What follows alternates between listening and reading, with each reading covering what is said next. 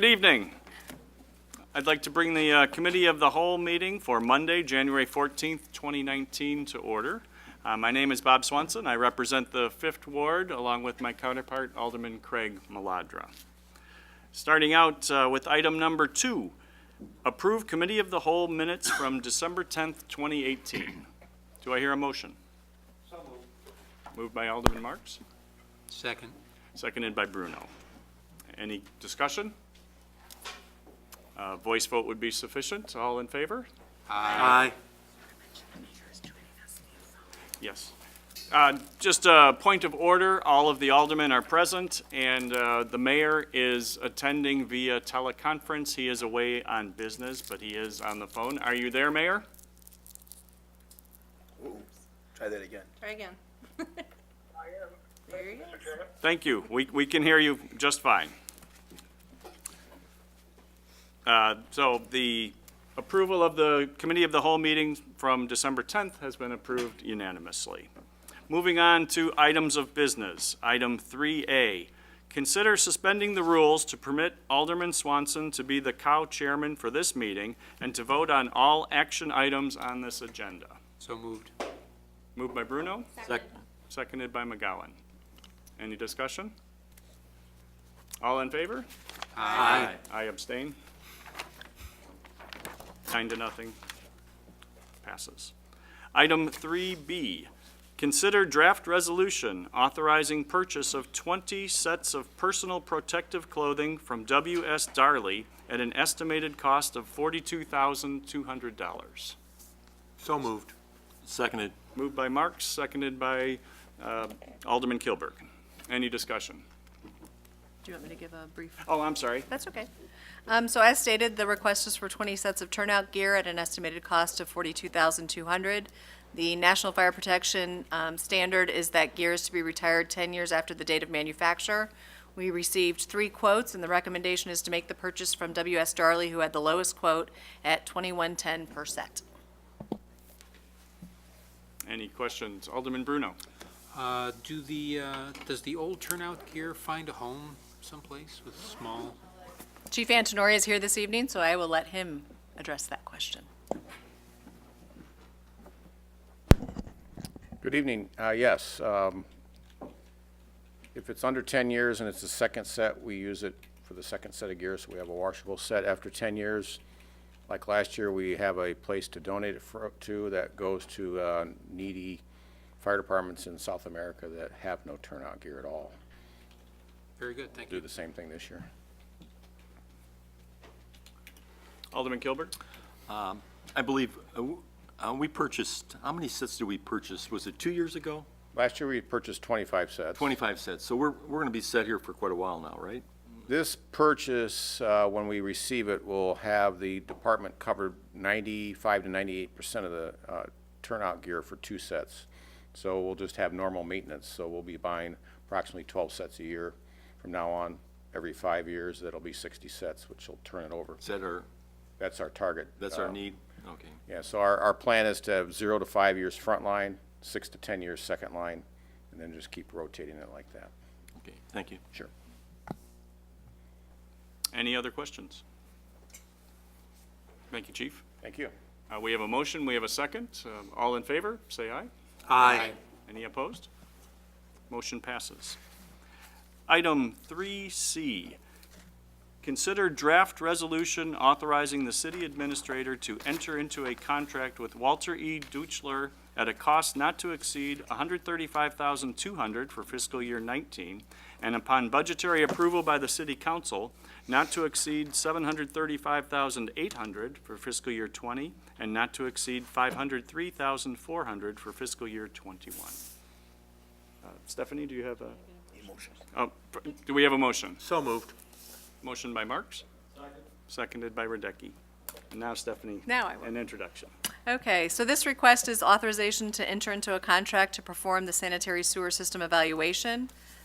Goals associated with this evaluation would be to determine if a second river crossing is needed to convey flow to the wastewater treatment plant, infiltration and inflow removal, evaluating the potential for inline, offline storage, excess flow treatment facilities, compliance measures, and a facility plan to evaluate the availability capacity at the wastewater treatment plant and develop recommendations for serving potential new customers in the southeast area industrial area. It is a 3-year contract subject to budget authorization in the out years. This evening, we do have Bob Van Gescam, our water and wastewater superintendent, as well as John Duschler, present. Close? Or not? Oh, sorry, John Frederick. Got it. My apologies. Also here to answer any questions the council may have. Do we have any questions?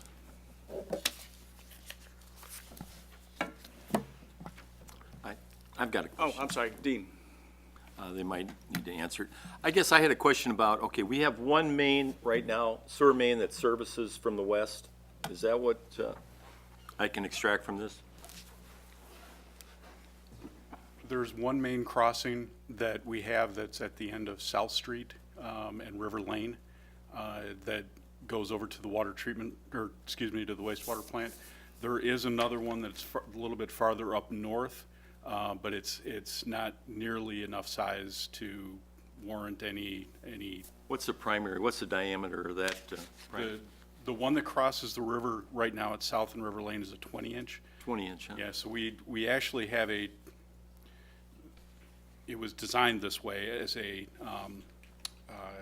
crossing being a siphon, so where there's a 24-inch that comes from River Lane from the north side of the tracks, south side of the tracks is a 36-inch line, and they both merge into a 20 going across the river. So it was engineered that way as a siphon, but that's the area right now where we're running into problems with sanitary overflows during heavy rains. So in other words, what's the feasibility of adding a second, and would that be in the proximity of the existing primary? Yes, it would be, if we look to do another crossing, it would be on the south side of the railroad tracks going over towards the plant. How difficult is it to gain the permitting for a main? I'll let John speak to that. He's got experience with that, so.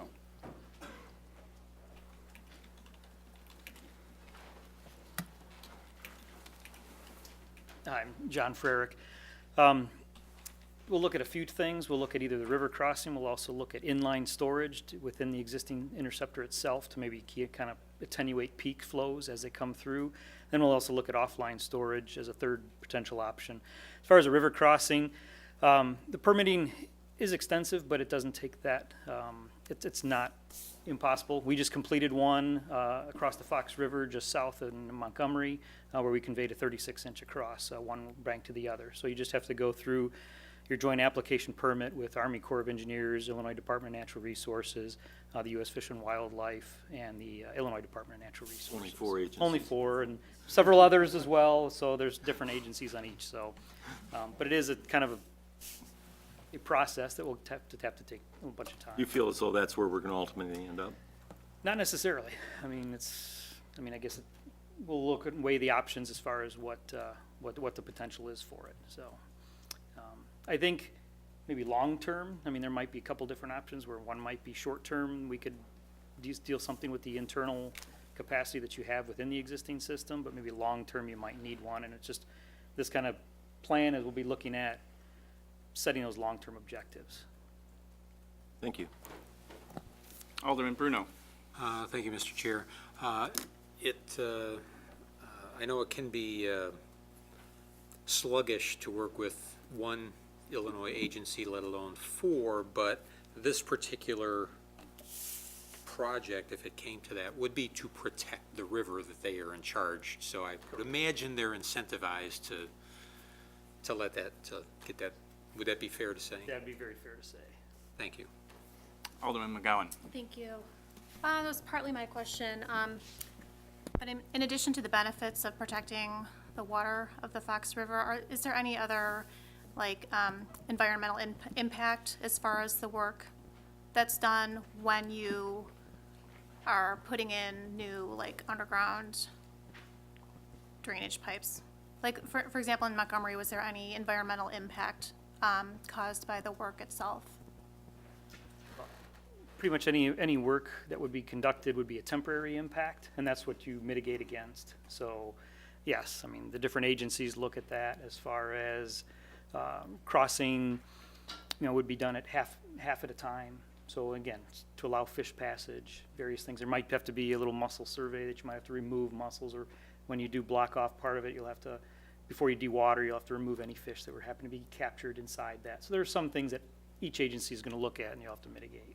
And is there a certain time of year that works best for this type of project? If working that with the project river? were to go forward, yes, there's restrictions as far as primarily in the spring for spawning season, that you can't work in the river at certain, I think it's typically April to July. There's set guidelines on that. We'd follow, or it would be part of the construction project if it went forward. Thank you. Any other questions? We have a motion and a second. All in favor, say aye. Aye. Any opposed? Motion passes. Thank you. Item 3D, consider draft resolution authorizing the city administrator to execute change orders number 6 and 7 for the wastewater treatment plant improvements with IHC Construction Companies, decreasing the total contract amount from $10,580,401 to $10,579,638. Do I hear a motion? So moved. Moved by McGowan, seconded by Clements. Stephanie? So again, the net change orders is not huge. It's $762.82. There is a memo in the packet fully describing the change orders. The reason there are two separate change orders is one that is a credit is not eligible under our loan, so that's why we've separated out. The other change order is part of the loan, so those both increases and decreases within that one are covered by the IEPA loan. So again, Superintendent Manguscum's here this evening if you have any additional questions. Are there any questions? We have a motion and a second. All in favor? Aye. Any opposed? Motion carries. Item 3E, consider draft resolution authorizing execution of a Fifth Amendment to an agreement for sale and purchase of electric capacity and energy with WM Illinois Renewable Energy LLC for 2019 and 2020 as presented. So moved. Moved by Marks, Second. seconded by Kilberg. Okay, this is an agreement you've seen before. It is to purchase electrical energy and capacity from the Waste Management-owned landfill generation facility. The gas that Waste Management burns to produce the electrical energy is the methane that is collected off the landfill and is considered green energy. The current contract between the City of Geneva and Waste Management expired on December 31st, so that's why we're looking to renew the contract. And I think we got more favorable rates this time, but if there's any questions on that, I do have Hal Wright, our Superintendent of Electrical Services, with us this evening to answer any additional questions. Alderman Radecki? Yeah, Hal, can you give a second? I guess I don't have a question. I guess I'm just looking for a public service announcement, because whenever I tell people that we get about 10% of our energy off the landfill, they're completely shocked by it. Is that still a fair statement that we get about that amount? It's going down a little bit, but we get at least 8% right now. Can you give a elevator speech about that? Sure. Because it's pretty interesting, I think. The landfill it produces methane, and they would need to flare that methane if they didn't use it to produce energy. The fact that they use it to produce energy gives them some credits, and it also produces something that is considered green energy, and there are recs for that. The City of Geneva has purchased power off the landfill. It started off at about 10%, and we've been buying that since about 1990. So we've been doing it for quite a while now. We've pretty well got it down. We've got a great working relationship with them. If they're online at the time we set our peak, it's behind the meter, so it makes it look like we need less energy from the perspective of the grid. So that's good for us as well. So it's been a great relationship. They've provided a lot of energy over the last almost 30 years. And we got a nice favorable rate again. Alderman Bruno? Thanks, Hal. didn't occur to me to ask until now, but how many communities have this type of arrangement? How many landfills generate electricity roughly? Quite a few. I can't really answer that question. I can look into it, but I know that It's not important, but Waste Management probably has 5 or 6 in the Chicagoland area that I'm aware of. But when you're driving around some expressways at night and you see these big flames Yeah. going off, that's just energy being wasted. That's just energy being We wasted. get to use it. Thank you. There's a fair amount of cost associated with capturing it and building a generating facility that could burn it, but Alderman Clements. Thank you, Mr. Chairman. Just, I don't know if you'll know the answer to this, but I'm just curious, how long does one of these landfills produce enough methane to do something like that? Do they have any idea, or? we've actually, kind of looks like a bell curve. It peaks and then it rides out for a little while and then it starts to taper off. And we've kind of gone over the hump and it's tapering off now. We've been doing it for almost 30 years, so I'm assuming there's probably another 10 years left unless they make some changes. And over those 10 years, the output will decrease and we'll go from 2 turbines down to 1 turbine. And eventually they may have to put in some smaller reciprocating engines or something to burn it. But I've heard rumors that they may put some pilot type wells in, some smaller ones, and use those to try and get more life out of the landfill gas. Yes, all right, thank you very much. Sure. Alderman Kilburn. Just out of curiosity, this is a very attractive rate compared to our other sources, correct? Yeah, this is about 10% less than. what we And those normally other sources, just for the benefit of the public, would be Prairie State? do. Prairie State is a coal-fired power plant in southern Illinois that provides about 35 megawatts to the city. The landfill provides about 4. We have our own peaking power plant that's 30 megawatts. If we can buy it cheaper off the market, we do that. If we need to run our facility to cap our price, we do that as well. And then we have a variable block, 5 days a week, 16 hours a day that we buy from a contract with NextEra. So that provides that intermediate load that changes seasonally and can come and go. And we have explored solar, but haven't done anything at this point in time yet. That's correct. Thank you. You're welcome. Alderman Burkhardt. Thank you, Mr. Chair. You mentioned green credits are created by this, but we don't, you said the city of Geneva, I know, we don't We take haven't them? bought the green credits. If we buy those, they're going to charge us more for the power, and then we're going to sell the credits, and it's just a transaction that at this time isn't necessarily needed. We can do that in the future with future contracts, and I try and limit these to a couple of years so we get a shot at it every now and then to take a look at that if we need to. Interesting thing, if you install solar power or you have a facility that can produce green energy, if you don't buy the RECs, you can't say you use green energy. It's a legal term, and whoever buys that REC gets to say they use green energy, even if they're not attached to anything that produces it. So we source it from a green source. I can't say we use green energy.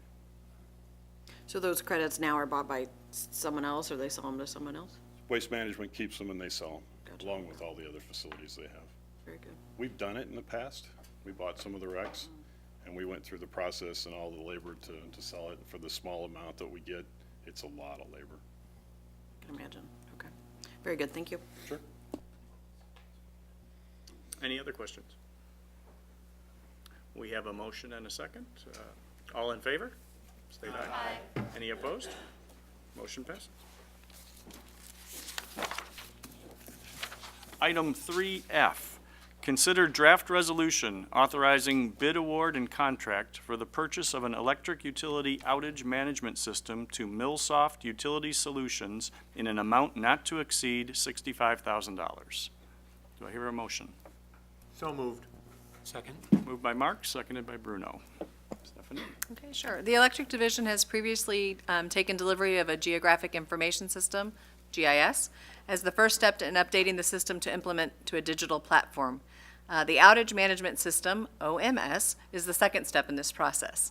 We had two companies that responded to the bid for the OMS system, and the recommendation is to go with the lowest responsible bidder, Millsoft, in the amount of $65,000.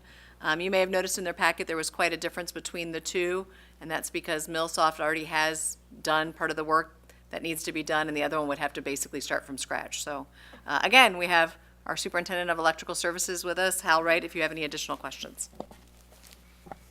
Are there any questions? Alderman Kilburg. Do we have any kind of an idea as far as failure rate as it relates to these units? I mean, we've had some experience with them. Have we had any, I understand the question. Failure rates as it relates to, okay, this is a tracking system then, right? Okay. Why don't you explain the product again? sure. It's a three-step process that we're going through. The first step was to put a package into our GIS system that would give every single piece of mapping data intelligence. And Okay. that's been done. That was just completed. The second step is an outage management system. It will take that intelligent database that gives every single item on a map, meaning a line has a beginning and an end, it has a source, all those sorts of things. We can see power flow. And OMS will give us that user-friendly interface where you can enter customer information. It'll pull the customer information out of our CIS system and give us a map that shows us where the outage is at and allow us to automatically track the number of outages we have, the customer minutes, all those things that we do manually now. And the next step, the final step, would be to put all of that data up on a big electronic wall map instead of having to print out maps and tape them up and drill holes in them and put pins in them and go from the manual way of doing it to the electronic way. Okay. Okay. I misunderstood the product. In other words, we haven't had any experience with this as far as, in other words, challenges as it relates to a reading. In other words, if you have an electrical user, electrical customer, and in other words, their usage and their billing for their usage, this will provide us with that capability. In other words, we won't need to read meters anymore? No, that's a separate program. That's Right. The automatic meter reading program. Right, okay. And we're currently, that's the next thing on the list anyway. So we're about 65% of the way through that. And if we buy another module in the future that we We'll need be to able to do that. evaluate and decide, we'll be able to pull that data into this OMS system as well. Okay, great. That explains it. Okay, Thank you. sure. Alderman Radecki. Once the system is operational, will it increase our speed to respond to outages, and will it help with our reliability? That's a really good question. You've got some really, really intelligent people working for you now that have been here for a long time. I don't count myself in that group. But as things roll over and some of that historical knowledge goes away, I think this will allow new employees, people that haven't been here for 30 years and haven't walked the system and looked at every pole and know it kind of internally, to be able to respond as well as we do. So. Alderman McGowan. Thank you. My question is similar to Alderman Radecki's. Currently, it seems like when there's an outage, you call, let's say if it's after hours, you call the Geneva Police non-emergency number to report, the address of where the outage has taken place. And oftentimes, Public Works staff wants to know, well, what other homes in your area are out? Can you tell? Is it your whole neighborhood? Is it just your street? Is it the other side of the street? Will the outage management system give staff a better idea of where exactly the outage has occurred and how many customers are affected? It will do that. When that call gets taken, it can easily be entered. You get partway through, it'll fill in that information, just like you do when you go to a a search line on the internet, and you'll be able to put those addresses in. It'll take a look at those addresses and do what we do mentally right now and pick the nearest spot that is contiguous to both of them and say, let's go look here. And it'll display, based on the randomness of the data, where it thinks the outage is at. And they're really pretty good at it. So if any of you have been on the ComEd system, they kind of have a number that you can call into and a map that you can look at, and we're hoping to get there pretty quick ourselves. I had one final question. We've recently hired someone with mapping skills. And Oh, we have will two. he- oh, right. So will they be involved in this project extensively then? Yes, they will. In fact, Okay. they've already received training on the first part, and they'll be getting training on the second one as well. Great. Okay. Thank you. What are their names again? Mike and Emily Okay. Did they have last names? Bledsoe and I can't do it. I Colzer. Sorry. Great. Okay, thank you.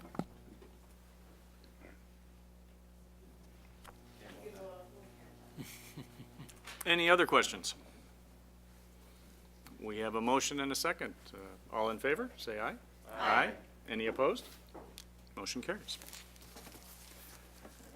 Item 3G, consider draft resolution waiving competitive bidding and authorizing purchase of Itron Centron meters from Annixter at a per-unit cost of $298 for polyphase meters and $47.90 for single-phase meters for fiscal year 19 and fiscal year 20, not to exceed the budgeted amount per year for each year for ERT meters. Do I hear a motion? So moved. Moved by Bruno? Second. Seconded by Marks. Okay, and I think this might have been what Alderman Kilberg was thinking of. So we've obtained quotes and purchased radio read polyphase meters on an as-needed basis for several years as we convert to a fixed network radio read system. For the large industrial type meters, Itron is currently the only meter available that is compatible with our system. And for single-phase meters, Itron was the lowest quote, and Itron is also an Exter, just same name, different, same, goes by, doing business as. How about that? Hal is still here if you have any questions, but again, this is how we are converting from the radio reads. Rather than having a meter reader go around, we now have the radio read system. Are there any questions? We have a motion and a second. All in favor, say aye. Aye. Any opposed? Motion carries. Item 3H, recommend draft resolution authorizing the city administrator to execute the Ride and Cane Program sponsor agreement effective August 2019 through August 2021, subject to approved funds. Do I hear a motion? So moved. Moved by McGowan, seconded by Clements. Okay, so the next two items are actually related. The Ride and Cane Program provides community access for senior citizens 65 years and older or persons with disabilities. The program is made possible by federal grants, and they're administered by the RTA as well as contributions from participating agencies. This agreement provides that the city agrees to satisfy a portion of the local share of the eligible mobility management costs. For information purposes, there are currently about 200-plus residents that are registered with the program. I'm not sure how many of those take advantage of it, but that's how many we do have registered. Are there any questions? We have a motion and a second. All in favor, state aye. Aye. Any opposed? Motion carries. Item 3I, recommend draft resolution authorizing the city administrator to execute the PACE subsidy agreement as presented, effective January 1, 2019 through December 31st, 2019, subject to fiscal year 20 budget approval. Do I hear a motion? So moved. Bruno and Burkhart. Like I mentioned, this is related to the previous item. The PACE subsidy agreement provides for PACE to subsidize and provide dial-a-ride services for the city under the Ride and Cane Program. So again, both of these work in conjunction with one another. We do budget roughly $30,000 a year for this program. We don't typically expend that, but that is what our liability is. So up until that point, once it hits $30,000, then we're out of the program. Are there any questions? We have a motion and a second. All in favor, say aye. Aye. Any opposed? Motion carries. Item 3J, discussion of fiscal year 20 draft general fund budget.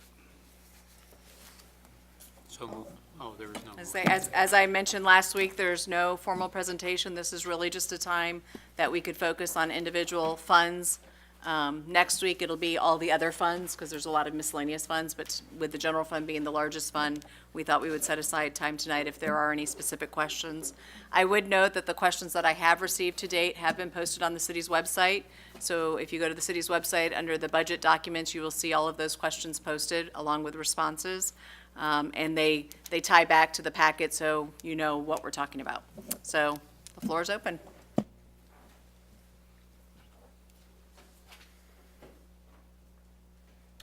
Alderman Clements.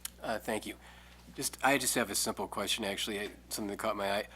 What was the reason for the parking violations being so high in 2016-17, and then now it's roughly, what, a quarter of that amount? It has to do with how we redistributed where the revenues go. So it used to all come to the general fund, and actually most of the tickets are written in the commuter parking lots. So now the revenue is divided between the general fund, commuter parking fund, and special service area number 1.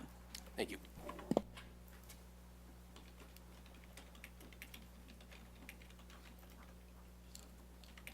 Alderman Radecki. Yeah, I guess it's page 132 in our packet. And I know this was explained once before, Stephanie. Administrative services, when you look at the actual for 2017, 2018 compared to the budget's like 2.9 million, the actual is 1.2. So it's not much of an expenditure. And then we maintain that projection and that kind of 2-point-some million. And was something else shifted to administrative services at that time period that caused that?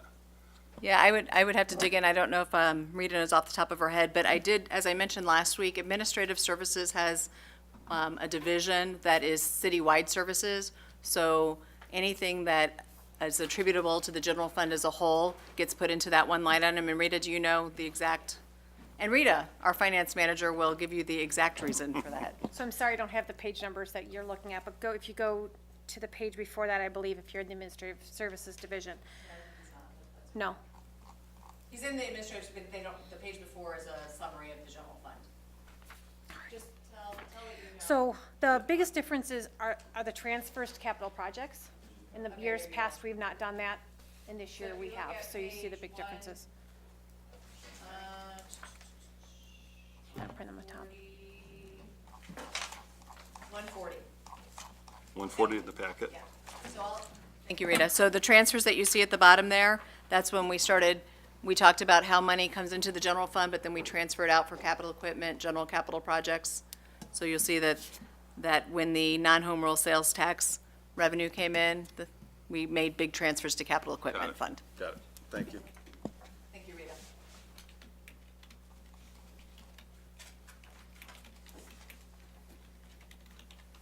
Alderman McGowan. Thank you.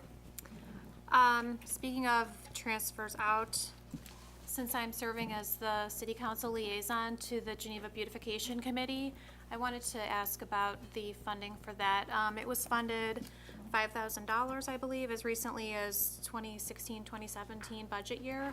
Since then, there has been zero funding. What are the chances that part of that funding could be restored?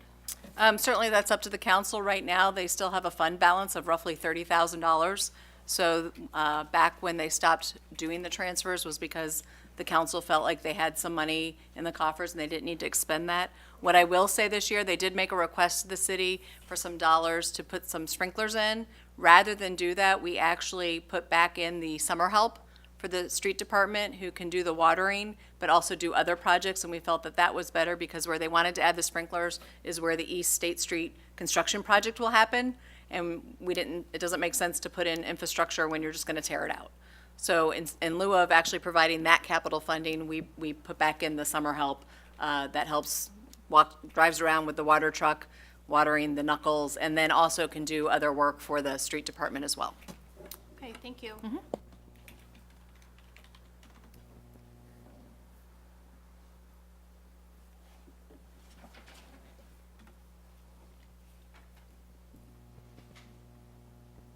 Any other questions on the general fund? So just a reminder, our meeting next week is on Tuesday, and we will cover all the other funds, and so all the other funds are all the other funds. It's the electric, the water, the wastewater, commuter parking, refuse, you name it. If it's not the general fund, that's the topic. If you have questions that you would like answered in advance, we will post them, so if you can get those to me. If you get them to me usually by Wednesday, I can get them posted by Friday. If you get them by Friday, we can get them posted by Monday, midday. But again, if you have things that you want to talk about, you know, we'll try to have the appropriate staff here if you know you have a specific question. Otherwise, I am not going to be available, but Rita will be here next week to address those as well. So, thank you. Just one comment on this exercise. I think the fact that there may not have been a lot of questions tonight shouldn't be taken as a lack of interest. There have been a number of questions that have been presented to staff as it relates to the budget. I've got about 10 pages of questions here that were directed to staff that have been addressed, and anyone in the public that would have an interest in perusing those questions and answers, it's certainly informative, and it does drill down quite a bit. So there may not be a lot of questions during this discussion portion as it relates to the budget, but there are a lot of questions being posed to staff, and the council is pretty well informed on all of these, so for what it's worth. Thank you. I think we'll close the discussion on the general fund and move on to item 4, new business public comment from the dais. Does anyone have anything they'd like to bring up as new business? From the audience? I had a question. Oh, I'm sorry. Go ahead, Dean. This is posed to the police chief. I was reading in the Daily Herald today that there's a new law in the state of Illinois as it relates to opening your door, the bicycle door. There's been one in place for the last few years. Oh, has there been? The public might find that of interest because the